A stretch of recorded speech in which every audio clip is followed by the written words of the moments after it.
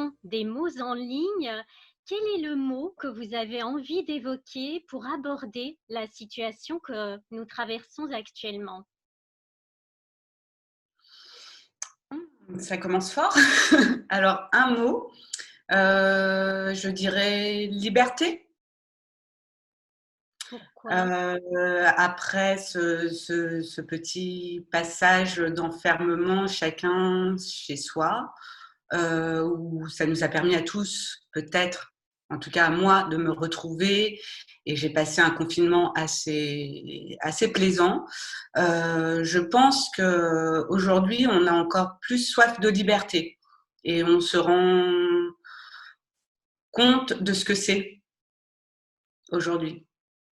Alors vous êtes journaliste, vous avez également réalisé plusieurs documentaires, mais en quoi est-ce que c'est l'écriture du récit qui s'appelle La mélancolie du Macnin, publié aux éditions du Seuil, qui vous a permis de véritablement renouer avec vos racines algériennes?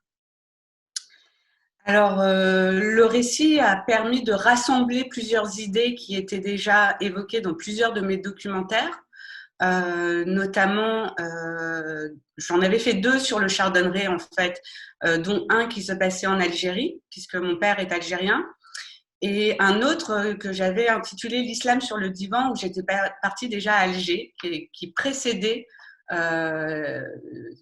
l'élégance du chardonneret. Donc, 2 documentaires qui ont été diffusés sur France Culture. Et en fait, dans L'islam sur le divan, j'avais eu du mal à recueillir la parole des Algériens. Ça avait été vraiment très, très compliqué à faire, ce qui n'a pas été le cas avec le chardonneret, donc le Macnin, qui est le nom algérien de cet oiseau, où je me suis aperçue que les paroles se déliaient. Et il y avait une parole fluide où les gens me parlaient facilement, beaucoup plus facilement que si on les interviewait sur la psychanalyse ou sur la société algérienne. Pourquoi est-ce que c'est cet oiseau qui invite à la confidence?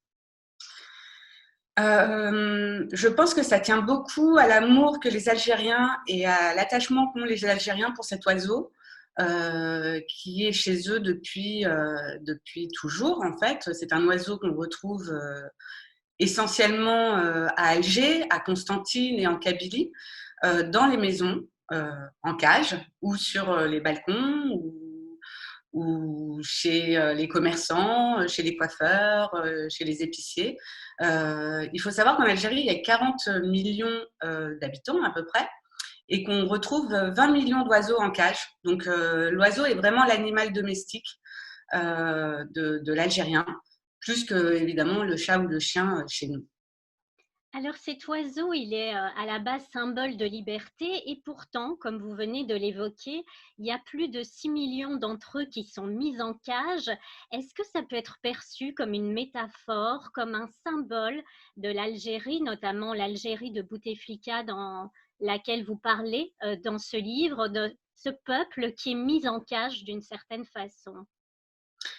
Bah moi, c'est comme ça que je l'ai ressenti en tout cas, puisque en effet, le chardonneret, donc ils aiment beaucoup cet oiseau et en même temps, ils se retrouvent enfermés dans une cage, ce qui est quand même très contradictoire. Et la façon dont ils l'évoquent et ce que provoque cet oiseau dans leurs esprits, c'est-à-dire une forme de méditation ou un apaisement, me faisait penser que plus que l'oiseau, c'était eux qui étaient en cage, ou en tout cas leur esprit qui était enfermé.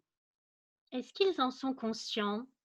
Non, évidemment non. Certains oui, puisqu'il y a eu quand même une chanson qui est devenue un emblème en Algérie, Al Maknin Zine, qui a été écrit par un maquisard enfermé pendant la, la révolution en Algérie et qui lui-même possédait un chardonneret et lorsqu'il est sorti de prison, a libéré son oiseau parce qu'il se comparait à l'oiseau en cage.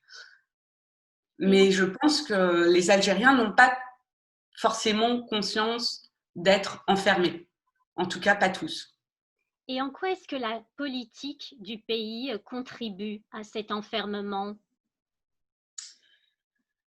Euh, Il existe une censure depuis très longtemps en Algérie et je pense que la censure, le fait de justement ne pas pouvoir parler de tout de façon libre, euh, enferme les gens en fait.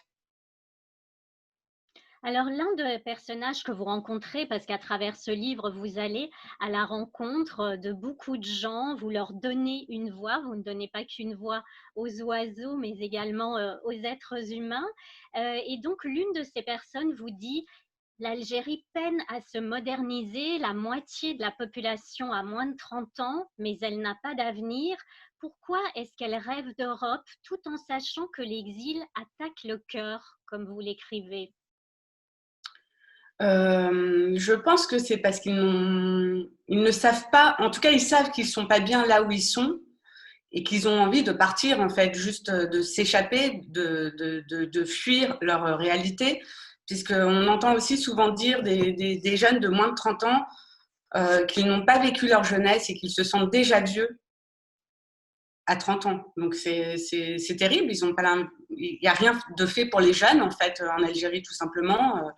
Les espaces publics n'existent pratiquement pas. On ne peut pas aller à une terrasse de café, encore moins quand on est une femme. On n'a pas d'espace à l'extérieur pour se retrouver, faire la fête, ou même ne serait-ce que faire du sport ou des endroits où on peut vraiment se libérer. Donc, oui, c'est difficile et on rêve toujours d'un ailleurs et on a l'impression que l'Occident, vu la proximité avec la France et l'histoire avec la France, leur offrira un avenir meilleur. Vous parlez de la différence du statut des femmes qui est également présent au cœur de ce livre. En quoi est-ce que cet oiseau est là aussi emblématique de la différence homme-femme en Algérie? Eh ben, parce que j'ai découvert qu'en fait, la plupart des gens qui possédaient des Macnin étaient des hommes. Alors, pour ça, plusieurs choses peuvent l'expliquer, comme notamment, en fait, ils vont eux-mêmes le chasser, ils le mettent en cage, ils s'en occupent, et quelque part, c'est devenu un peu comment, c'est un peu comme le foot ou les matchs les stades. En fait, c'est devenu un peu leur précaré. Le Macnin, c'est pour les hommes. Et voilà, c'est comme ça.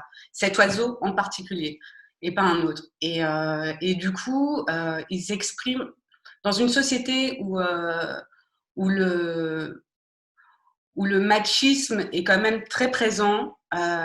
Et c'est une société où la pudeur existe aussi beaucoup. On ne peut pas être en couple à l'extérieur et montrer son amour ou son affection à sa compagne. Ils l'exprimaient aussi très bien avec leur oiseau. Donc, c'est parce que c'est un oiseau qui est très sociable et qu'on peut apprivoiser et qu'on peut ensuite sortir de sa cage et à qui qu'on peut prendre sur son épaule ou le faire voler et qui vous revient dès que vous l'appelez. Son chant est également très particulier puisqu'il est tour à tour enchanteur et mélancolique. En exergue de ce livre, vous avez choisi cette très belle phrase de Ingeborg Bachmann qui dit que toute personne qui tombe a des ailes. Comment est-ce que l'Algérie va se relever et reprendre son envol? Eh ben, nous ne le savons pas encore. En tout cas, ce qu'on peut dire, c'est que cette dernière année où nous avons vu des marches pacifiques dans tout le pays et auquel moi j'ai pu assister à Alger l'année dernière, a été porteur d'espoir. Ben, un peu comme cette phrase, c'est pour ça que je l'ai mis en exergue, parce que je trouve elle est porteuse d'espoir. Et en tout cas, ils ont déjà réussi à faire tomber le président en place, Bouteflika. Maintenant, il faut attendre de voir si le système va écouter leurs revendications et il faut surtout ouvrir la société au débat. Voilà, parce que le peuple s'est retrouvé tous ensemble dans les rues, les femmes, les hommes, les vieux, les jeunes et beaucoup les jeunes, et pour pour vivre mieux, en fait, dans un, dans un même mouvement pour un changement radical du système. Et vous, en écrivant ce livre, quelles ailes est-ce que vous avez déployées en vous? Moi, je dirais que ça m'a permis de me rapprocher et de me réconcilier avec mon identité algérienne. Voilà, parce qu'on connaît très mal en fait notre histoire, je pense. Les enfants d'immigrés, beaucoup, puisque c'est une histoire qui n'est pas transmise par nos parents, ou très peu, ou très mal. Euh, et, et en fait, cet oiseau qui m'a permis de faire un portrait en creux de l'Algérie, de brosser le tableau de l'Algérie tel que contemporaine en tout cas, me permet oui, de me réconcilier par les arts avec mon identité. Merci beaucoup, Siam Boutata, pour ce beau témoignage et surtout portez-vous bien. Merci beaucoup, Karen. Au revoir. Au revoir.